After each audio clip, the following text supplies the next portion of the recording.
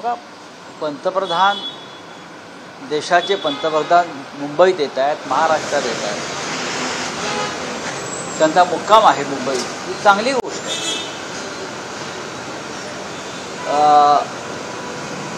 नवी मुंबई विमानतळाचं लोकार्पण आहे। मुख्य म्हणजे नवी मुंबई विमानतळाला दिबा पाटील यांचं नाव देण्याचा जो कार्यक्रम आहे, प्रस्ताव आहे, तो मान्य झाला। हा सगळ्यांसाठी आनंदाची गोष्ट आहे। शिवसेना ही भूमिपुत्रांच्या संघर्षातून निर्माण झालेली संघटना आहे। त्याच्यामुळे भूमिपुत्रांचे नेते दिबा पाटील यांचं नाव, श्रमिकांच्या नेत्याचं नाव त्या विमानतळाला देणं हा सर्व महाराष्ट्रातील भूमिपुत्रांचा आणि हृदय सम्राट बाळासाहेब ठाकरे यांनी निर्माण केलेल्या भूमिपुत्रांच्या लढ्याचा सन्मान आहे।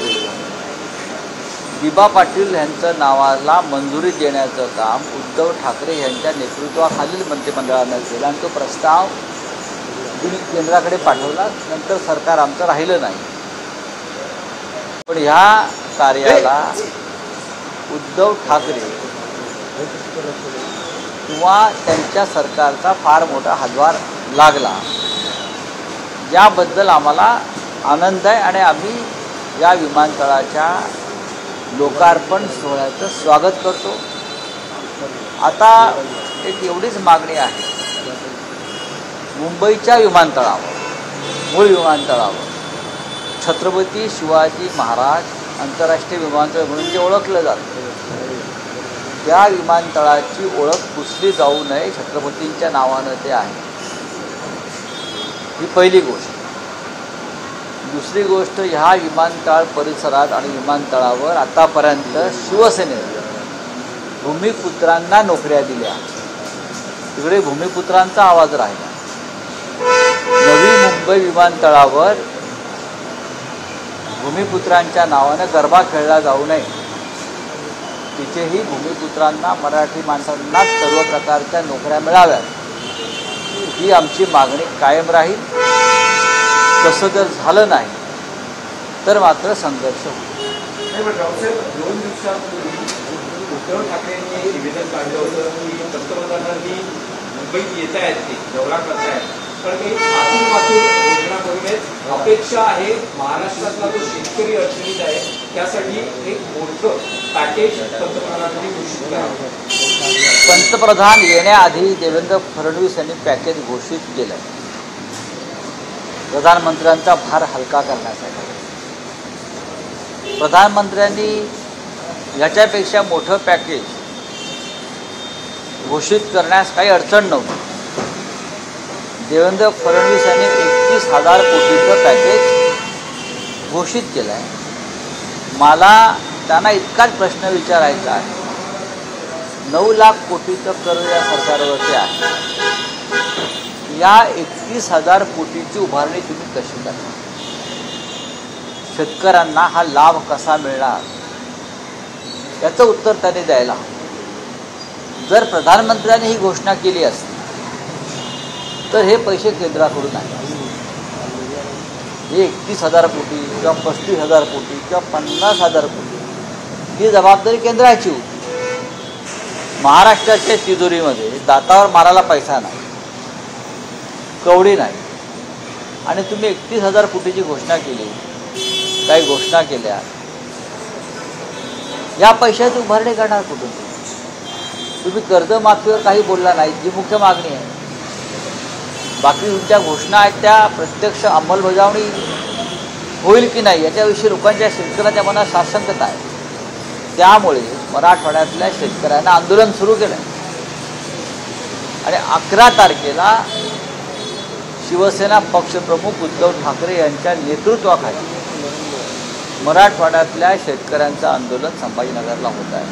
कारण फडणवीसांचं हे जे पॅकेज आहे ही धुळफेक, ही प्रधानमंत्र्यांच्या समोर कोणी मागणी करू नये, प्रधानमंत्र्यांसमोर कोणी काळे झेंडे दाखवू नयेत, प्रधानमंत्र्यांच्या गाड्यांचा ताफा शेतकऱ्यांनी अडवू नये, यासाठी केलेली, हे रोखण्यासाठी केलेली ही फक्त धुळखेड आहे.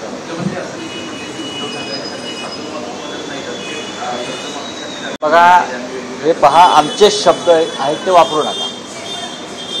मराठी शब्दकोश त्यांनी परत वाचायला घेतला पाहिजे. खूप शब्द आहेत आमच्यावर टीका करण्यासाठी. तसं नसेल की त्यांना मराठी शब्दरत्नाकर नावाचा एक चांगला ग्रंथ आहे, बरं का, शब्दरत्नाकर, आणि तो साहित्य संस्कृती मंडळाकडून त्यांनी प्रसिद्ध करावा. मराठी शब्दरत्नाकरमध्ये असंख्य असे लाखो चांगले शब्द जे राज्यकर्त्यांना आमच्या विरोधामध्ये वापरता येतील, संसदीय शब्द आहेत, ते त्याने वापरावेत. ते शब्द आमच्यावर टाकताय तुम्ही. जरा प्रगल्भ व्हा. मुख्यमंत्र्यांना माझी विनंती आहे, त्यांना मी मराठीत सांगतो, त्यांच्या मराठीत नॅचरल व्हा. कळलं? त्यांना प्रगल्भ शब्द कळणार नाही. जरा प्रगल्भ व्हा, प्रगल्भतेचं दर्शन करा. आपण महाराष्ट्राचे मुख्यमंत्री आहात, लक्षात घ्या. आपण भाजपाचे मुख्यमंत्री नाही आहात. या राज्याचे मुख्यमंत्री म्हणून एक मोठा इतिहास निर्माण करण्याची संधी आपल्याकडे असताना आपण अशा प्रकारचं विधानं करता. एक तर विरोधी पक्ष नेता तुम्ही नेमला नाही. हां, तो नेमला असता तर तुम्हाला अधिकार होता विरोधी पक्षांवर टीका करण्याचा. राज्य सरकारने 31,628 कोटींचं पॅकेज शेतकऱ्यांसाठी जाहीर केल्यानंतर आणि कशा कशा स्वरूपात मदत केली जाणार आहे हे काल मुख्यमंत्र्यांनी जाहीर केल्यानंतरही शिवसेना मुख्यमंत्र्यांनी आंदोलनावर अजून ठाम.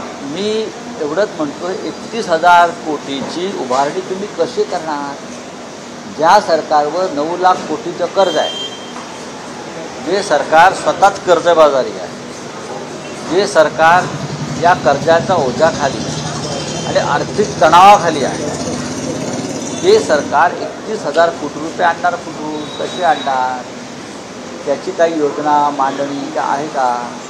अजित पवार अर्थमंत्री असताना झोप लागत नाही, तिजोरी रिकामी असल्यामुळे ते तळमळत आहेत. पैसे आणू कुठून?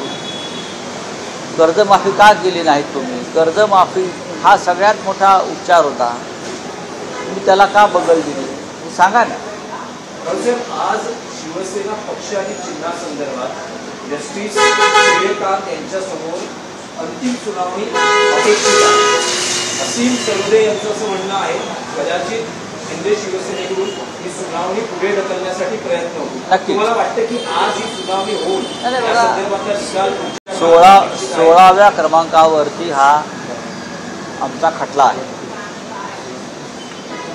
साधारण 16 क्रमांकावरचा खटला हा सुनावणीसाठी घेतला जातो, बरोबर आहे.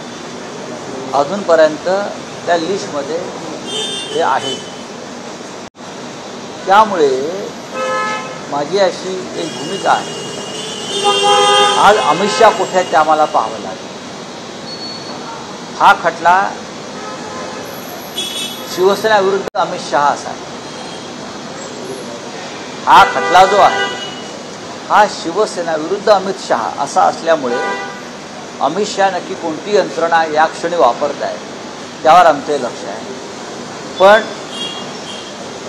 ज्या न्यायदेवतेवर आम्ही सातत्याने विश्वास ठेवला, तो विश्वास ढळेल अशी कृती न्यायदेवता आज करणार नाही, अशी आम्ही आशा बाळगतो. धन्यवाद.